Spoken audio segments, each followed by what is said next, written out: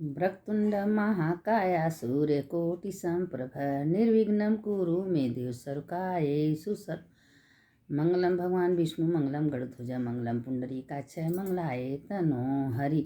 विश्वेशं माधवं ढुंढिं दंडपाणिं च भैरवे वंदे काशी गुहां गंगा भवानी मणिकर्णिका। ये देखिए, हम आप लोग से बार बार कहते हैं, ये मंत्र आप लोग सुनिए, क्योंकि ये जो विश्वेशम माधव कई बार भेज चुके हैं, पीछे भी वीडियो में भेजे हैं। यह काशी का पूरा परिक्रमा का पुण्य आपके खाते में जाएगा। अब देखिए, साल का ये अंतिम दिन है। भगवान से ही सबसे प्रार्थना है कि हे भगवान, जैसे एक साल का दिन अच्छे से बिताइए, उसे अगले साल भी हम लोग का अच्छा हो और कभी कोई मुसीबत न हो। महादेव सब अच्छा करें और महादेव सबके जीवन में सुख समृद्धि लाएं और अच्छे से चलते रहे। एक दिन तो एक दिन भाई सबको है ही जाना, लेकिन हाँ, महादेव की कृपा होगा तो सब अच्छा होगा। लेकिन हाँ, ये है कि ये जो साल की आखिरी दिन है, आज जो शिव पुराण की कथा है हम आप लोग से भेज रहे हैं, और इसको देखिए, दूसरों को भेजिए। और थोड़ा सा एक अक्षर अगर शिव पुराण का कथा कान में गया तो उसका कल्याण होना है। उसके बाबा विश्वनाथ कभी उसको रोक नहीं सकते उसके कल्याण के लिए, क्योंकि वही नहीं तृप्त होता है, उसके 7 जन्म के इतर पितर जितना सब तृप्त हो जाते हैं।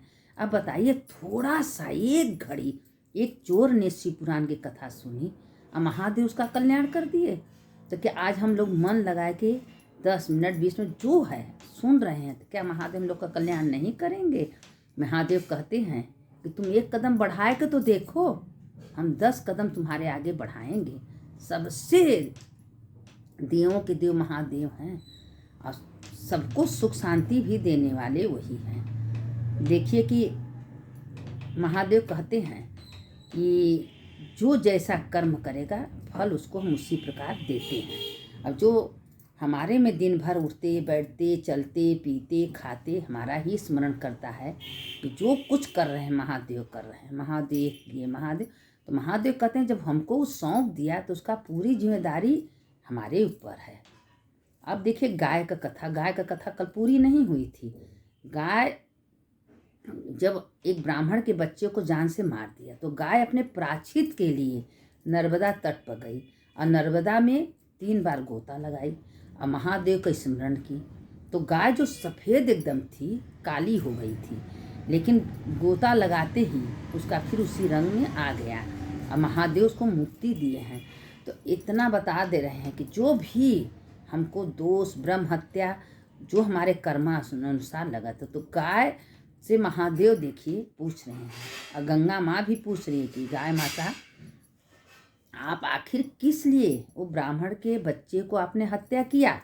तो गाय माता कह रही हैं कि हम तो इस जन्म में मेरे बच्चे को उनके जो पिता थे मारे क्यों नहीं, उसके लिए हम बदला लेने के लिए उसके बच्चे का हत्या किए। पुनर्जन्म में जो उसका बेटा था वो हमारा सौत था, उसी के कारण से हमारे घर में ईर्षा हो गई, दाह हो गई और हम गाय का जन्म लिए और हमारे पति उसके पीछे थे। वो बदला लेने के लिए उसको हम जान से मारे। देखिए, हमारे ऊपर जो भी घटना घटती है, दुख हो सुख हो, अच्छा है बुरा है, मेरे पुनर्जन्म की, क्योंकि हम 84 लाख बार मानुष तन पाते हैं और 84 लाख के बाद जो हमारा जैसा कर्म रहता है उसी के हिसाब से मेरा जन्म होता है।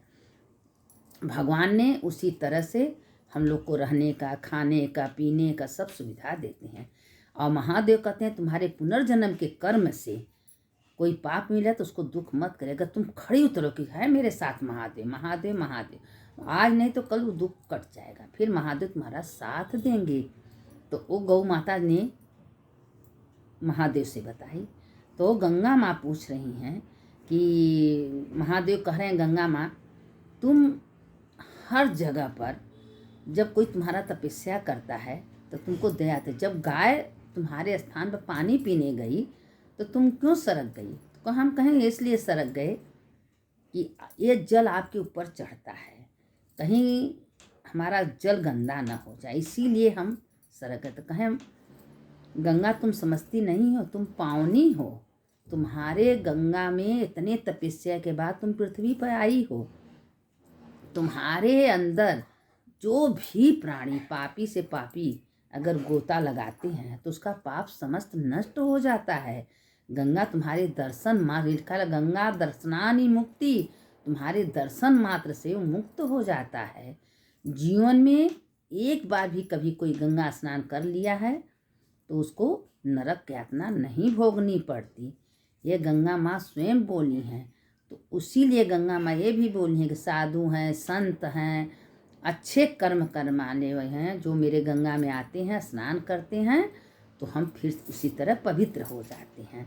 तो महादेव बोले कि गंगा, आज तू अगर पवित्र न होती तो तुमको हम अपने सिर पर न बैठाते, इसीलिए तो तुमको हम अपने सिर पर बैठाए हैं। क्योंकि इसलिए सिर पर बैठाए हैं कि जो शुद्ध पवित्र होता है उसी को हम अपने पास बैठाते हैं। जिसके मन में दोष, कपट, ईर्ष्या रहता है उसको हम कभी छूते, उसके पास नहीं जाते। क्योंकि सत्यम शिवम सुंदरम, सत्य के देवता महादेव हैं, सुंदर हैं। शंकर जैसा सुंदर तो कोई है ही नहीं। इसीलिए लोग कहते हैं कपूर गौरम करुणावतारम संसार सारम भुजगेंद्रहारम सदा वसंतम हृदयारविंदे भौम भवानी सहितम नमामि। देखिए इस कपूर गौरव में कितना आरती का आ गया। कपूर जैसे सुंदर, और माता भवानी उनके साथ बैठी हैं, गणेश कार्तिक भी बैठे हैं।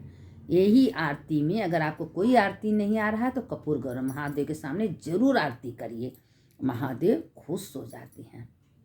महादेव कहते हैं कि कोई एक बार मेरा स्मरण करता है, कहीं भी बैठे रहिए और महादेव का स्मरण करिए। और महादेव उसके बताइए कि वही महादेव कह रहे हैं कि जब एक आदमी एक हफ्ता स्नान नहीं करता था और खेत में बैठ के खाली माटी लेके खोदता था, महादेव मिलते तो उनका छुट्टियाँ करते, महादेव मिलते तो उसको स्नान कराते, महादेव मिलते तो उनका से पार्वती गुस्सा थी, प्रभु क्या ही बोल रहा है कि महादेव महादेव मिलते।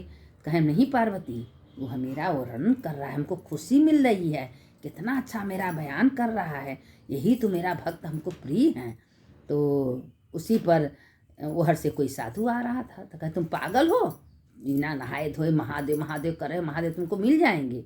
तो कहा तब महादेव कैसे मिले? कहें जाओ तुम नहाओ धो पूजा करो तब महादेव मिलेंगे।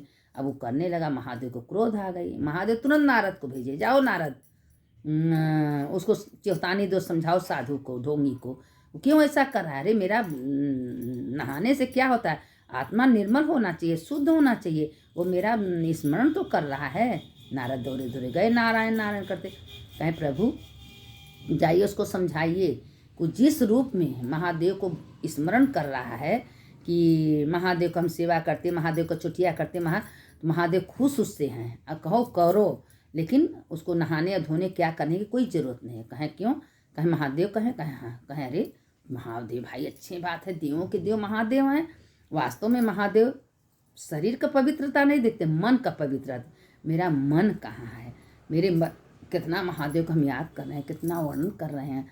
इसीलिए महादेव जो हैं हम लोगों को याद करते हैं। तो गए साधु, कहें भैया तुम जैसे महादेव को वर्णन कर रहे करो, तुमको महादेव प्रकट हो जाएंगे। कहें सचमुच? कहें हाँ। फिर वही तरह करा, काश हमको महादेव मेरे सामने आते तो वो महीने महीने भर नहाते नहीं, उनको नहवाते। अरे जिसके सिर पर गंगा जी विराजमान है वो बिना नहाए रहेगा? लेकिन उसका विचार देखिए, भावना देखिए, वो मन में महादेव का स्मरण कर रहा है। और उसी में महादेव एक बालक के रूप में उसके सामने कहें तुम किसका स्मरण करें? कहें अरे अपने महादेव को कर रहे हैं। काश अगर महादेव मिलते तुमको नहवाते धोआते, कपड़ा पहनाते, साफ करते, कितना सुंदर उनका चोटी करते, उनका बाल बनाते। तो कहें क्या महादेव तुमसे खुश हो जाएं? कहें हाँ बिल्कुल खुश हो जाएंगे। और अब वो महादेव मुस्की मार रहे हैं। अब तो महादेव तो कोई भी रूप पकड़ सकते हैं भाई, उनके कौन है महादेव के। लेकिन हाँ, अगर आप मन निर्मल मन से अगर भगवान का स्मरण कर रही हैं महादेव को, तो महादेव आपके हर समय आपके साथ हैं।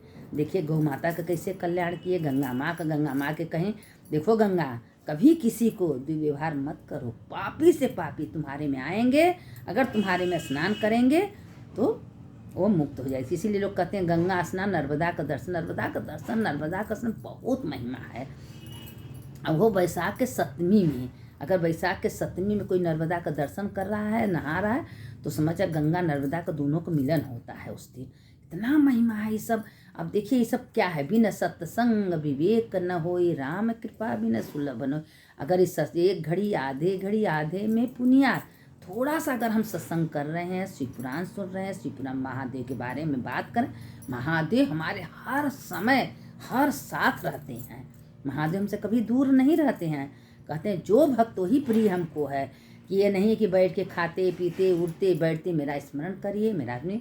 इसीलिए कहते हैं देखिए तुलसी माता बेल वृक्ष बेकार नहीं है। अगर बेल वृक्ष के नीचे तुलसी माता के नीचे आप एक माला करें, 1,00,000 माला जप हो गया। एक माला जप हम बैठ के कहीं नहीं कर पाएंगे, लेकिन तुलसी माता अगर के नीचे कर लीजिए बेल वृक्ष, 1,00,000 का जप हो गया, आपके खाते में 1,00,000 जप जमा हो गया। ये सब देखिए कथा पुराण व्यर्थ नहीं है, गलत नहीं है। हम इसीलिए आप लोग को बार बार कहते हैं, आज आखिरी का दिन 31 तारीख है। अब ये 2024 जा रहा है, कल 2025 चालू हो जाएगा। इसीलिए ये 2024 को खुशी खुशी हंसते हुए इसको विदा करिए। 2025 में भगवान से प्रार्थना करिए सवेरे उठ के, हे भगवान 2025 आज से शुरू हुआ है, हम ये जीवन का भार आपको सौंप दे रहे हैं। किस रूप में आपको संभालना है आप जानिए।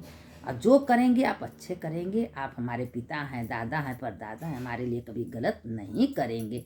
महादेव से प्रार्थना करिए और महादेव सब आपका अच्छा करेंगे।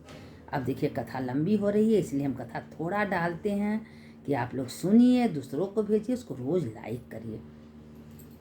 सुनने वाले की जय, सुनाने वाले की जय। मृत्युंजय महादेव त्राहि माम शरणागति, जन्म मृत्यु जरा व्याधि पीड़ितम कर्म बंधनम। ये जो मंत्र बोलता है भगवान उसको अपने गोद में ले लेते हैं कि अरे जन्म कर्म पीड़ित है, हमारे पास आया है। इसीलिए मंत्र का बहुत महिमा है। सदा भवानी दाहिने गौरी पुत्र गणेश, 5 देव रक्षा करे, ब्रह्मा विष्णु सानंद मानंद बने बसंतम, आनंद कंदम हत पाप वृंदम, वाराणसी नाथम नाथम, श्री विश्वनाथ शरणम प्रपद्ये। चलिए मंत्र सुनिए, बोलिए। इसके संगे संगे जो हम पीछे 12 ज्योतिर्लिंग का नाम भेजे उसको सुन लीजिए। 7 जन्म का पाप नष्ट होता है। ये सब कथा मामूली नहीं है, हम थोड़ा सा भेजते हैं और सोच समझ छांट के भेजते हैं कि आप लोग के भलाई के लिए। नहीं तो हम पढ़ते अपने पास न रख लेते, क्या जरूरत है सब करने की। लेकिन हम सोचते हैं भगवान ने बाबा विश्वनाथ सबकर रक्षा करे, सबकर भला करिए। चलिए इसके आगे का कथा कल डालेंगे। आज 2024 का लास्ट दिन है।